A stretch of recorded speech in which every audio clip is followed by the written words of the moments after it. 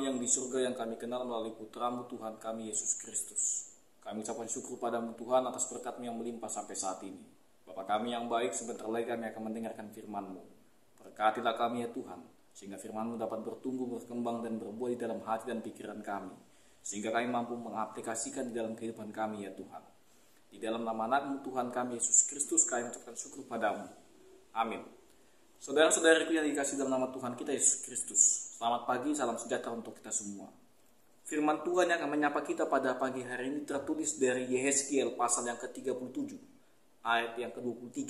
Demikianlah bunyi firman Tuhan.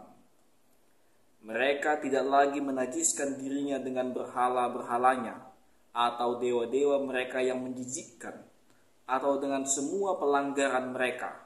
Tetapi aku akan melepaskan mereka dari segala penyelewengan mereka, dengan mana mereka berbuat dosa, dan mentahirkan mereka, sehingga mereka akan menjadi umatku, dan aku akan menjadi Allahnya. Saudara-saudariku yang dikasihi dalam nama Tuhan kita Yesus Kristus, di dalam kehidupan kita saat ini, seringkali kita diperhadapkan dengan berbagai bentuk perpecahan, baik di tengah keluarga, di lingkungan sekitar kita, bahkan di dalam gereja. Kita melihat begitu banyak perselisihan yang terjadi, muncul karena perbedaan pendapat, kepentingan pribadi, maupun ego manusia yang kadangkala sulit untuk dikendalikan. Namun di tengah realitas kehidupan yang penuh dengan pertentangan ini, firman Tuhan dalam Yehezkiel pasal yang ke-37 ayat yang 23 hadir sebagai sebuah pengharapan yang luar biasa. Di satu sisi, Tuhan menyatakan bahwa Ia akan menguduskan dan menyatukan umatnya, membersihkan mereka dari segala kecemaran, menjauhkan mereka dari segala bentuk penyembahan berhala, dan di sisi yang lain menjadikan mereka sebagai satu umat yang hidup dalam hubungannya yang erat dengannya. Firman ini bukanlah hanya ditujukan bagi bangsa Israel saja pada zaman Yehezkiel, tetapi juga kepada kita yang hidup pada masa kini, agar kita semakin memahami bahwa rencana Tuhan bagi umatnya adalah sebuah kesatuan, kekudusan, dan kesetiaan kepadanya. Ada dua hal yang dapat membantu kita untuk memahami ayat ini. Yang pertama, pemulihan umat Tuhan. Allah membawa bangsanya kembali kepadanya. Jika kita melihat konteks dari Yehezkiel pasal ke-37, kita akan menemukan bahwa bagian ini berbicara tentang penglihatan yang diberikan Tuhan kepada Yehezkiel mengenai tulang-tulang kering yang bertebaran di lembah yang tandus. Dalam penglihatan tersebut Tuhan menunjukkan bagaimana tulang-tulang yang sudah mati dan tercerai-berai itu kemudian dipersatukan kembali, dilapisi dengan urat dan daging, serta diberikan napas kehidupan sehingga mereka menjadi tentara yang besar. Penglihatan ini merupakan gambaran tentang bagaimana Tuhan akan membangkitkan kembali umat Israel yang tercerai-berai dan mengalami keterpurukan akibat pembuangan dan dosa mereka. Dalam ayat 23, Tuhan berjanji bahwa umatnya tidak akan lagi menajiskan diri dengan berhala-berhala mereka. Dan dalam bentuk segala apapun, baik itu pelanggaran yang telah mereka lakukan pada masa lalu.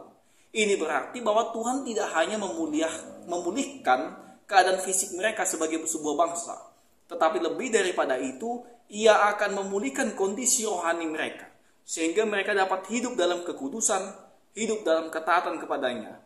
Ini merupakan pengingat sejati bagi kita, bahwa pemulihan sejati hanya dapat terjadi jika kita sungguh-sungguh kembali kepada Tuhan, dan meninggalkan segala sesuatu yang menjauhkan kita daripadanya.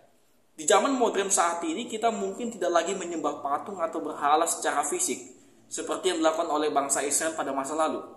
Tetapi ketika kita seringkali secara tanpa sadar, berhala-berhala dalam bentuk lain seperti kecintaan yang berlebihan terhadap harta benda, ambisi duniawi yang melampaui batas, bahkan sikap egois yang mengutamakan kepentingan pribadi di atas kehendak Tuhan. Oleh karena itu, firman Tuhan ini mengajak kita untuk merenungkan kembali kehidupan kita. Apakah kita sudah benar-benar meninggalkan segala bentuk dosa dan kecemaran yang menjauhkan kita dari hadirat Tuhan? Yang kedua, Tuhan mempersatukan umatnya. Tidak ada lagi perpecahan di tengah umatnya. Di dalam ayat ini Tuhan tidak hanya berbicara tentang pemulihan dan pengudusan umatnya, tetapi juga tentang kesatuan mereka sebagai satu bangsa yang tidak akan pernah lagi terpecah belah. Kita tahu bahwa sebelum pembuangan bangsa Israel terbagi menjadi dua kerajaan, yaitu kerajaan Israel di utara dan kerajaan Yehuda di selatan. Perpecahan ini bukan hanya masalah politik, tetapi juga mencerminkan perpecahan rohani di antara umat Tuhan. Oleh sebab itu, ketika Tuhan berbicara tentang rencananya untuk menyatukan kembali bangsa ini menunjukkan bahwa kehendak Tuhan bagi umatnya adalah kesatuan, bukan perpecahan.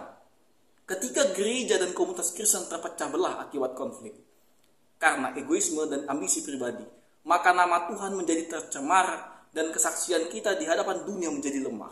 Oleh karena itu, firman Tuhan dalam Yeskel pasal 37 ayat 23 menjadi panggilan kita untuk terus meninggalkan segala bentuk perpecahan dan hidup dalam kesatuan sejati sebagai satu tubuh Kristus. Kita harus menyadari bahwa kita semua adalah bagian dari satu keluarga Allah, satu keluarga dalam iman, yang dipersatukan bukan kesamaan suku, bahasa, atau budaya, tetapi oleh darah Kristus yang telah menebus kita di kayu salib. Untuk itu saudara-saudariku, firman Tuhan dalam Yeskel pasal 37 ayat 23 menjadi pengingat bagi kita akan 3 hal yang penting dalam hidup rohani kita. Yang pertama, Tuhan berjanji untuk memulihkan dan menguduskan umatnya, sehingga mereka tidak lagi hidup dalam dosa dan kecemaran.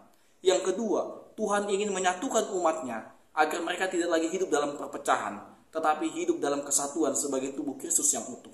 Dan yang ketiga, Tuhan ingin membangun kembali hubungan yang erat dengan umatnya, agar mereka hidup dalam kesetiaan dan ketaatan kepadanya. Kiranya firman Tuhan ini menjadi pengingat bagi kita semua bahwa Tuhan rindu melihat umatnya hidup dalam kesatuan, kekudusan, dan hubungan yang erat dengannya. Amin. Kasih karunia dari Tuhan Yesus Kristus, serta kasih setia Allah Bapa, dan persekutuan Roh Kudus, memberkati dan menyertai kamu sekalian hari ini, esok, dan sampai selama-lamanya. Amin.